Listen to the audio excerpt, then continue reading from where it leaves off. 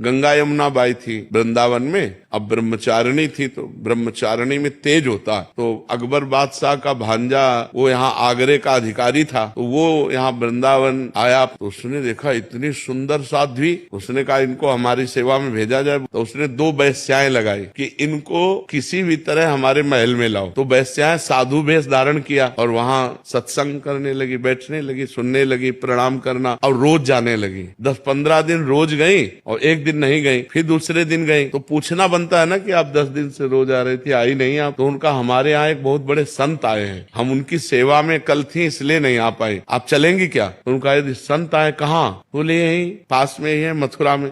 मथुरा में उसकी भी हवेली थी। अब गई तो उस हवेली, अब जे ही हवेली के अंदर उसे बाहर से सिटकिनी लगा दी, और जो अंदर गई तो बादशाह का भांजा हो। अब वो समझ गई कि मुझे नाटक करके फंसाया गया, तो दूर रहना, स्पर्श मत करना। अब वो काहे को माने, अब उसकी हवेली के अंदर वो जे ही आगे बढ़ा तो उन्होंने श्री हरिवंश, श्री हरिवंश, श्री हरिवंश जे ही नाम पुकारा। सोई उसको दिखाई दिया कि बाई जी की जगह बबर शेर, और दहाड़ करके उसको पैजामा गीला हो गया, लघु शंका कर दे, बेहोश हो गया, और बाई जी अंतर ध्यान यहाँ वृंदावन में। फिर वो बाद में आया और चरणों में साष्टांग दंडोत हुआ और कहा मुझे क्षमा कीजिए, तब से मैं जल रहा हूं। तो उन्होंने कहा आप जो है संतों के प्रति ऐसा भाव न रखें, आप जाओ आनंद से भजन करो, हमें कोई आपसे द्वेष नहीं है।